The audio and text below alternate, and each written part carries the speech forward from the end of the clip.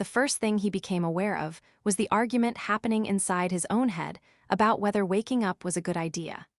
Waking up usually led to responsibility, pain, or awkward conversations, and right now his skull felt like it had been gently but firmly introduced to a freight engine.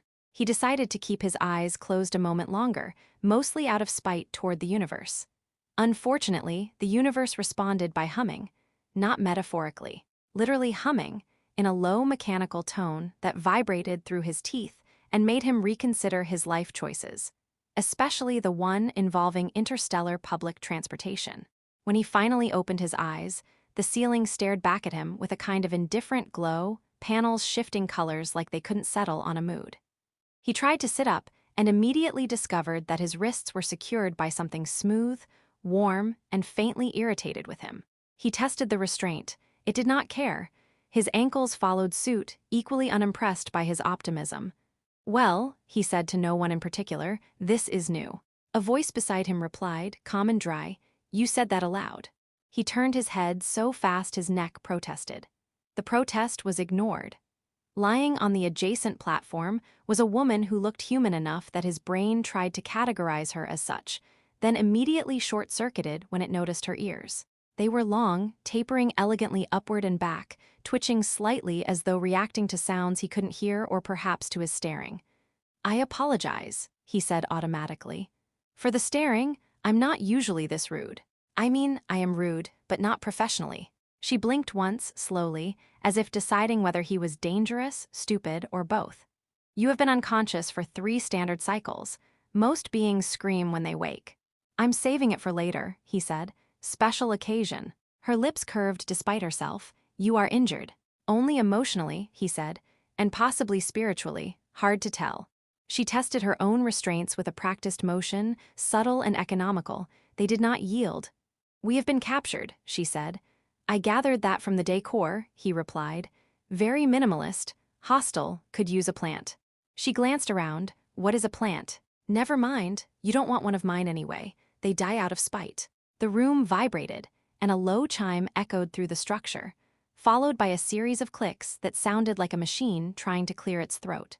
A voice emerged, filtered and mechanical, announcing something in a language that made his ears itch. "Please tell me that was the welcome to our ship announcement," he said. "It was a cargo status report," she replied. "We are listed as live assets." He swallowed.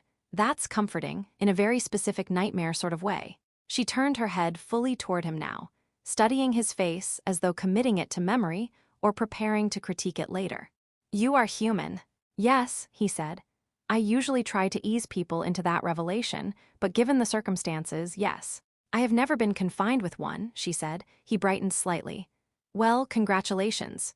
This is my best behavior. It goes downhill from here." She made a sound suspiciously like a laugh, then stopped herself, eyes flicking upward as if the walls might be listening. Her ears twitched again. "They are listening," she said quietly. "That's rude," he whispered back, eavesdropping without introducing themselves. She hesitated, then leaned her head closer as far as the restraints allowed. "My name is Seelen." He paused. Names felt suddenly important. "I'm Eli." The ship shifted, a deep lurch that made his stomach float. Somewhere distant, metal groaned like it regretted existing. Lights dimmed and returned in a harsher hue. "They are taking us beyond regulated space," Seelen said. "Of course they are," Eli replied. "I just paid off my student loans too." She frowned. "You are in debt." "Oh, massively. Emotionally, financially, probably cosmically now." She considered this. "Your species has strange priorities." "You have no idea." Time passed strangely after that. The ship hummed, stopped humming, hummed again. Eli learned that Seelen's ears reacted to energy shifts, emotional spikes, and lies, which made her very bad at surprise parties and very good at detecting trouble. He learned that she had tried to escape once already and failed, and that the failure had cost her nothing visible but everything internal. She learned that Eli talked when afraid, joked when terrified, and went quiet only when something truly mattered. At one point, a small hovering drone entered the chamber, scanning them with a beam that tingled like soda fizzing across his skin. "Please don't judge me," Eli muttered to it. "I'm having an off day." The drone did not respond. Seelen's ears flattened. "That one records," she said. "Behavioral data." Great, Eli said. I've always wanted an audience. When the drone left, she exhaled slowly. You are not like the others I have been confined with. That's because I'm premium, he said. Limited edition. Despite everything, despite the restraints, the ship, the unknown destination, something shifted between them. A fragile thread, woven from shared fear and unexpected humor. When the lights dimmed again, this time more severely, and the hum of the engines faltered, Celine closed her eyes and listened, her ears trembling with the effort. This ship is unstable, she whispered. Eli felt the darkness press in, thick and intimate. Unstable how? She opened her eyes and looked at him, really looked, as if measuring the weight of him against the weight of what she was about to say. Unstable enough that survival will require cooperation, she said. He smiled faintly in the dark. Good thing I'm a team player. The ship shuddered again, harder this time, and somewhere deep within its mechanical spine, something broke with a sound like thunder trying not to be heard. The ship did not explode, which Eli decided was both good news and deeply disappointing, because at least an explosion would have provided clarity. Instead, everything went quiet in a way that felt intentional, like the universe had put a finger to its lips and said, "Watch this." The restraints loosened by exactly 1 humiliating centimeter, enough to give him hope and then immediately teach him not to trust hope. "Did you do that?" he whispered. Celine's eyes were closed, her breathing slow, her ears angled forward as if they were listening not just to the ship but to the spaces between its thoughts. "No," she said, but something did. "Well," Eli said, testing the restraints again, "tell something it's my hero." The lights flickered back on, dimmer now, uneven, as if power was being rationed by a committee that couldn't agree. Somewhere beyond the chamber, metal scraped against metal, followed by a string of alarms that sounded annoyed rather than urgent. Celine opened her eyes. "The containment grid is fluctuating." "That sounds bad." "It is," she said, "but it is also useful." "I like useful bad," Eli said. "It's my favorite flavor." The restraints released with a sound like a sigh, and Eli nearly rolled off the platform in surprise. He caught himself, feet hitting the floor hard enough to make his knees reconsider their loyalty. Celine sat up smoothly, already scanning the room, her ears shifting rapidly. "Okay," Eli said, rubbing his wrists. "New rule. From now on, we do not lie down on mysterious glowing furniture." She ignored him, moving to the wall panel and placing her palm against it. The panel pulsed once, then twice, then went dark. "They are rerouting power," she said. "The ship is compensating for a failure in the quantum drive." "Of course it is," Eli said. "That always happens when I travel." She glanced at him. "You are very calm." "I am catastrophically terrified," he said. "This is just how it leaks out." The door slid open without ceremony, revealing a corridor that hummed with unstable energy. The floor vibrated beneath their feet, and the air felt charged, like it was considering becoming something else. Celine stepped out first, her movements cautious but confident. Eli followed, immediately stubbing his toe on a raised seam in the floor. "I have been injured," he announced softly.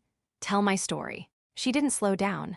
"If you cannot keep pace." "I can," he said quickly, limping after her. "Pain is temporary, embarrassment is forever." They moved through the ship in bursts, stopping when Celine lifted a hand, moving when her ears relaxed. Eli learned quickly to trust those ears more than his own instincts, which so far had led him into walls, restraints, and questionable life decisions. As they passed a junction, voices echoed from a side corridor, harsh and layered, accompanied by the clatter of armored steps. Celine pulled him into a recessed alcove without warning, pressing him flat against the wall. For a moment, neither of them breathed. Eli became acutely aware of the situation. Proximity danger, the fact that this was absolutely not the time to be thinking about proximity. He cleared his throat silently. "Just so you know," he whispered, "if we survive this, I'm telling everyone I was cool." Her lips twitched. "You are doing well," she murmured, "for a human. I will put that on my resume." The guards passed, their conversation dissolving into static as they moved away. Celine waited several heartbeats longer than necessary before pulling back. "They are disorganized," she said. "The ship was not meant to hold living cargo during a drive failure." "Rude of it," Eli said. "Very inconsiderate design." They continued, eventually reaching a narrow access chamber where the walls thrummed with raw energy. Celine stopped abruptly. "This is dangerous," she said. Everything so far has been dangerous, Eli replied. You'll have to be more specific. She turned to him fully now, her expression serious in a way that made his jokes retreat. If we continue, there is a chance the ship will attempt to correct itself by venting this section into space. Oh, he said, that is specific. Silence stretched between them, filled with the distant groan of stressed metal and the faint buzz of unstable systems. Seelan's ears drooped slightly, a gesture Eli was beginning to recognize as hesitation. You can turn back, she said. You might survive if you're reclaimed. Eli laughed, short and incredulous. Absolutely not. She looked surprised. I don't know what's waiting for us, he continued, voice steadier than he felt, but I do know what's waiting back there. And it's not a future. Something softened in her gaze. The ship lurched again, throwing them both off balance. Instinctively, Eli grabbed her arm to steady her. She did not pull away. If we escape, she said quietly, the words nearly lost in the hum of the ship, everything changes. He met her eyes. Good, he said. I was overdue for that. Another alarm sounded, closer now, more frantic. Seelan straightened, resolve settling over her like armor. Then we go forward, she said. They stepped into the chamber together, the ship shuddering around them, unaware that in its failing heart, two captives had just decided they were no longer waiting to be saved. The ship finally admitted it was dying. It didn't announce this politely. It screamed it through overlapping alarms, gravity hiccups, and a sudden sideways sensation that made Eli briefly experience life as a poorly packed suitcase. He hit the wall, then the floor, then Seelan's shoulder, in an order he would later argue was the wall's fault. I assume this is bad, he said, once the universe stopped rotating. Seelan was already upright, braced against a conduit, her ears rigid, vibrating so fast they blurred. The quantum core is shedding probability, she said.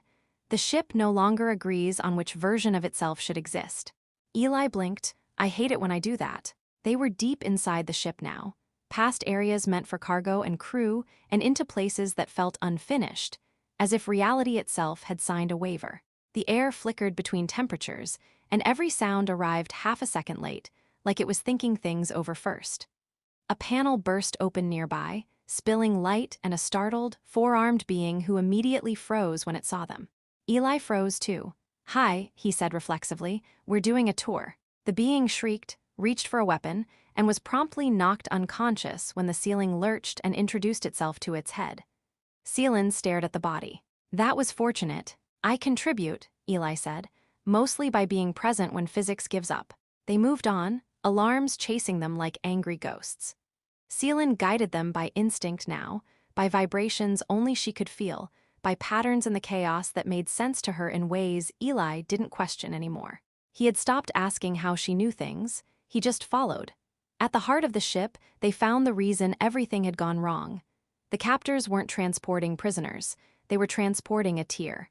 A contained fracture in spacetime pulsed inside a lattice of failed safeguards, warping gravity, light, and causality around it. Every alarm suddenly made sense. Eli stared. So, that's not supposed to be there. No, Seelan said softly. That is a breach seed. Illegal, unstable, catastrophic. Of course it is, Eli muttered. I can't even get kidnapped by ethical criminals. Voices echoed behind them. More guards, more shouting. The ship shook hard enough to knock loose bits of reality that snapped back into place with audible irritation. Seelan turned to him, urgency sharp in her eyes. There is one escape craft left, but reaching it will trigger a cascade failure. And that's bad because the ship will fold in on itself. Eli glanced at the breach, at the approaching guards, at Seelan. Okay, he said. Follow-up question. Is there a version of this where we live? She hesitated.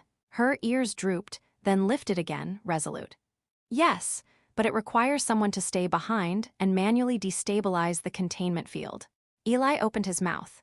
No, she said immediately, reading him too easily now. You cannot. Wow, he said. You didn't even let me pretend. She stepped closer, lowering her voice. You are not trained, you are injured, you are human. I am all of those things, he agreed. But I'm also the guy who said absolutely not to turning back. The guards burst into view, weapons raised, shouting orders that overlapped into nonsense. The breach flared brighter. Time felt thin. Seelan's hands clenched. If you stay, you will die. Eli smiled, small and honest. I know. Her ears flattened in distress. You cannot ask me to accept that. I'm not asking, he said gently. I'm choosing. Something broke in her expression, a crack that let fear rush out. You promised nothing, she whispered. I promised survival, he said, and you promised something else. Her breath caught, the ship screamed. Eli moved before she could argue again, grabbing a dropped weapon, firing wildly to scatter the guards. Go, he shouted. If you don't, I will make a speech and neither of us wants that. For one frozen second, she looked at him as if memorizing him at a molecular level. Then she did something unexpected. She grabbed him by the front of his ruined shirt, pulled him close, and pressed her forehead to his. If we escape, she whispered, voice shaking but fierce, I will marry you. Eli laughed, breathless. That feels like emotional blackmail. It is a binding vow in my culture. Of course it is, he said. Why wouldn't it be? She kissed him brief, desperate, real, then shoved him toward the escape corridor with a strength that left no room for argument. Go, she said. He ran. He didn't stop running until he was strapped into a small, barely functional escape craft, alarms screaming, systems flickering. Through the viewport, he saw the ship fold, light bending inward, the breach collapsing into nothing. He screamed her name. The craft launched automatically, flinging him into the dark. Silence followed. For a long time, there was nothing but stars and the sound of his own breathing. Eli laughed hysterically, cried a little, then stared at the empty seat beside him. Great, he whispered. Now I have to explain this at the wedding. The universe, apparently not done with him, responded. A flash, a surge, a shape emerging from impossible angles. Another escape craft slid into view, battered but intact. Seelan's voice crackled over the